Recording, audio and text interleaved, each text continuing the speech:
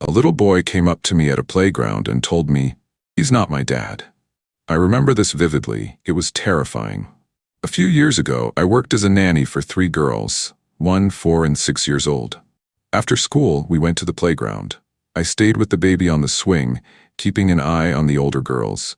As the playground emptied, a boy around 3 was left playing with the girls. His dad sat on a picnic chair, glued to his phone. I felt annoyed, as it seemed I was watching 4 kids instead of 3. The boy came over and clung to me. Thinking he wanted a cuddle, I said, "Aw," and put an arm around him, asking if he was okay. He looked sad and said, "He's not my dad." Startled, I asked, "Who is he?"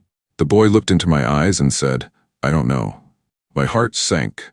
I put the boy behind me as the man started approaching. I told the girls, "We're leaving now," and grabbed the baby. They complained but went for their bikes. Looking around, I saw only a few people walking on the street below. I decided I could shout to them if needed. I warned the man to stay back, holding the boy tightly.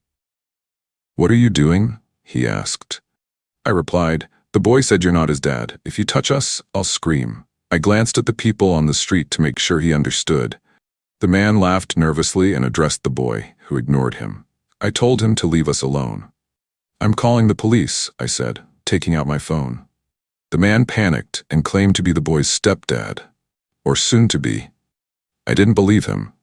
He explained he was dating the boy's mother, had picked him up from school and brought him here while she worked. I didn't trust him and started dialing.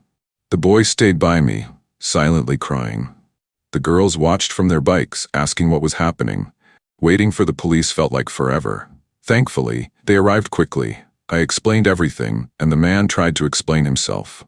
The officer seemed skeptical, which reassured me. A policewoman comforted the boy while the man called his girlfriend. When the mother arrived, the boy ran to her, crying. She apologized profusely.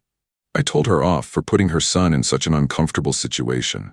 She said they were trying to help the man bond with the boy, but hadn't considered his feelings. I left with the girls, shaken. I'm glad the boy trusted me, but the situation scarred me for life.